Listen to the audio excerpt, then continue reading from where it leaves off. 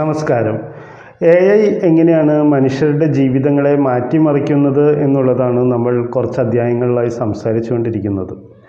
ഈ അധ്യായത്തിൽ നമ്മൾ നോക്കാൻ പോകുന്നത് AI എങ്ങനെയാണ് ഒരു ടാക്സി ഡ്രൈവറുടെ ജോലി തട്ടിയെടുക്കുക എന്നുള്ളതാണ്. നമുക്കറിയാം, ഒരു ടാക്സി ഡ്രൈവറിന് ഒരു സ്ഥലത്ത് നിന്ന് മറ്റൊരു സ്ഥലത്തോട്ട് നമ്മളെ കൊണ്ടുപോകാൻ പറ്റും. നിങ്ങളൊന്ന് സങ്കല്പിച്ച് നോക്കുക, കൊച്ചിയിൽ നിന്ന് കോഴിക്കോട്ടേക്ക് നമ്മളെ കൊണ്ടുപോകുന്ന ഒരു ടാക്സി ഡ്രൈവറെക്കുറിച്ച്. അദ്ദേഹത്തിന് പോകുന്ന വഴിക്ക് പാട്ട് ആസ്വദിക്കാൻ കഴിയും. രാത്രിയാണ് പോകുന്നതെങ്കിൽ ആകാശത്തിലുള്ള നക്ഷത്രങ്ങളെ നോക്കി സ്വപ്നം കാണാൻ പറ്റും. അദ്ദേഹത്തിൻ്റെ വീട്ടിലുള്ള മകളെക്കുറിച്ചോ അല്ലെങ്കിൽ ഭാര്യയെക്കുറിച്ചോ ഓർക്കാൻ കഴിയും.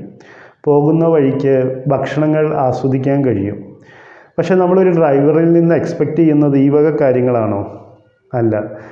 നമ്മളെ സംബന്ധിച്ച് ഒരു ഡ്രൈവർ നമ്മളെ A എന്ന് പറയുന്ന പോയിന്റിൽ നിന്ന് B എന്ന് പറയുന്ന മറ്റൊരു പോയിന്റിലോട്ട് എത്തിക്കുന്ന ഒരാളാണ്. അത് എത്രയും വേഗത്തിൽ സുരക്ഷിതമായി ചെലവ് കുറഞ്ഞ് എത്തിക്കാൻ കഴിയുമോ എന്നുള്ള കാര്യം മാത്രമാണ് അതിലുള്ള യാത്രക്കാരെ സംബന്ധിച്ച് ബാധിക്കുന്ന കാര്യം.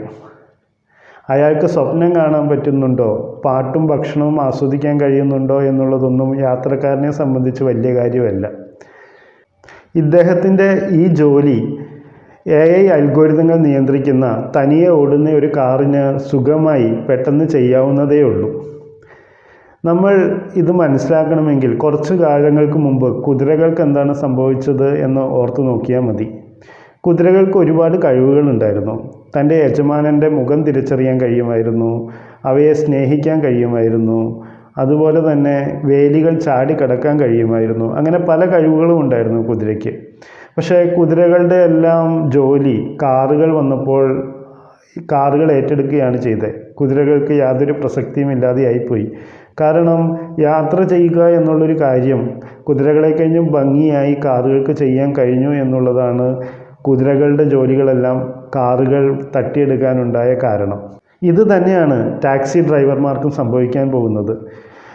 ഒരു ടാക്സി ഡ്രൈവറിനെ കഴിഞ്ഞും ഭംഗിയായി തനിയെ ഓടുന്ന ഒരു വണ്ടിക്ക് ഈ കാര്യങ്ങളെല്ലാം ചെയ്യാൻ കഴിയുകയെങ്കിൽ പിന്നെ നമുക്ക് ആ ഒരു ഡ്രൈവറിൻ്റെ ആവശ്യമില്ലല്ലോ.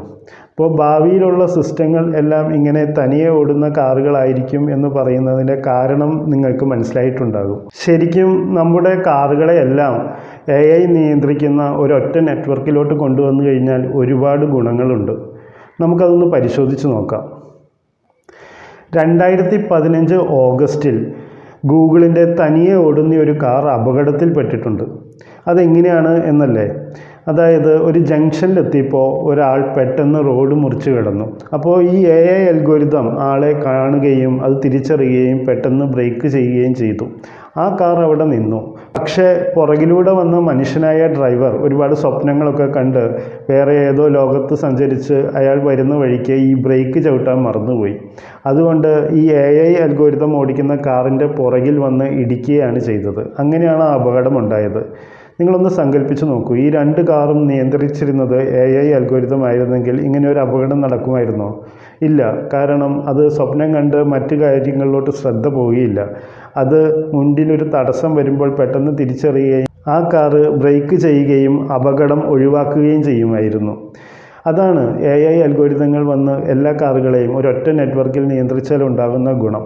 നമുക്ക് ഏതൊക്കെ വഴിയിലാണ് തിരക്കുള്ളത് എന്ന് മനസ്സിലാക്കി വഴിതിരിച്ച് വിടാനും ട്രാഫിക് ബ്ലോക്ക് ഒഴിവാക്കാനും ഇതിന് കഴിയും. അതുപോലെ തന്നെ നമ്മുടെ പണവും ഊർജവും എല്ലാം സംരക്ഷിക്കാൻ കഴിയും. അതിനൊരു ഉദാഹരണം കൂടി ഞാൻ പറയാം.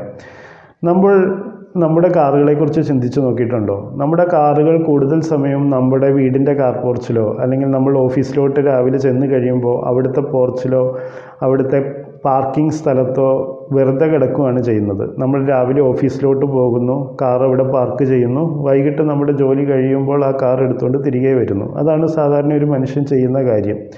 പക്ഷേ AI അൽഗോരിതങ്ങൾ എല്ലാം കൂടി കണക്ട് ചെയ്തൊരു സിസ്റ്റം ഡെവലപ്പ് ചെയ്ത് കഴിഞ്ഞാൽ നിങ്ങൾക്ക് ഒന്ന് ചിന്തിച്ച് നോക്കാമോ? അതായത് നിങ്ങൾ രാവിലെ എഴുന്നേൽക്കുമ്പോൾ നിങ്ങൾ ഇന്ന സമയത്ത് ഓഫീസിൽ പോകണം എന്നുള്ളത് നിങ്ങൾ പ്ലാൻ ചെയ്യും. നിങ്ങളുടെ ഫോണിലോ അല്ലെങ്കിൽ ഏതെങ്കിലും ഒരു AI അസിസ്റ്റൻറ്റിനോട് ആ കാര്യം പറയുന്നു. AI അസിസ്റ്റൻറ്റ് നിങ്ങൾ റെഡിയായി വരുമ്പോഴേക്കും ഒരു കാർ നിങ്ങളുടെ മുമ്പിൽ തനിയെ വന്ന് നിൽക്കുകയാണ്. ആ രീതിയിൽ അവർ സ്കെഡ്യൂൾ ചെയ്യുകയാണെന്ന് കരുതുക. നിങ്ങൾ ആ കാറിൽ കയറുന്നു, ഓഫീസിൽ ചെല്ലുന്നു, ഓഫീസിൽ ഇറങ്ങി നിങ്ങൾ നിങ്ങളുടെ ഫ്ലോറിലോട്ട് പോകുന്നു. നിങ്ങൾക്കതിൻ്റെ പാർക്കിങ്ങിനെ കുറിച്ച് ചിന്തിക്കേണ്ട ആവശ്യമില്ല. കാരണം അത് അടുത്ത ഒരാളെ ചിലപ്പോൾ ഓഫീസിൽ നിന്ന് വീട്ടിലോട്ട് കൊണ്ടുപോകാനോ മറ്റൊരു യാത്രക്കാരനെ തേടിയോ ആ കാറ് തനിയെ പോയിട്ടുണ്ടാകും. അപ്പോൾ നിങ്ങൾക്ക് ആ ഒരു ഏരിയയെക്കുറിച്ച് ചിന്തിക്കുകയേ വേണ്ട. വൈകിട്ട് നിങ്ങൾ ഓഫീസിൽ നിന്ന് ജോലി കഴിഞ്ഞ് ഇറങ്ങുമ്പോൾ നിങ്ങളെ കൊണ്ടുപോകാനായിട്ടൊരു കാർ വന്ന് നിന്നാൽ മാത്രം മതി. അത് നിങ്ങളെ വീട്ടിൽ കൊണ്ടുപോയി എത്തിക്കുകയും ചെയ്യുകയാണെങ്കിൽ നമ്മൾ സ്വന്തമായൊരു കാറ് മെയിൻറ്റെയിൻ ചെയ്യേണ്ട ആവശ്യമുണ്ടോ? നമ്മളതിന് പണം കൊടുത്ത് ഇൻഷുറൻസ് എടുത്ത് പെട്രോളും അടിച്ച് ചിലവുകൾ ആ വക ചിലവുകളുടെ ആവശ്യമുണ്ടോ? നമ്മുടെ കാര്യങ്ങൾ ഭംഗിയായി നടക്കും എന്നുണ്ടെങ്കിൽ ഇങ്ങനെയായിരിക്കും ഭാവിയിലുള്ള AI സിസ്റ്റങ്ങൾ നിയന്ത്രിക്കുന്ന കാര്യങ്ങൾ വരുമ്പോൾ സംഭവിക്കാൻ പോകുന്നത്.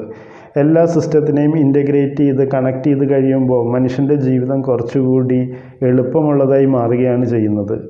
മനുഷ്യൻ്റെ പല കാര്യങ്ങളിലും AI ഇടപെടുകയും നമ്മുടെ ജീവിതത്തിൽ വലിയൊരു മാറ്റം വരുത്താനുമുള്ള സാധ്യത വളരെ കൂടുതലാണ്.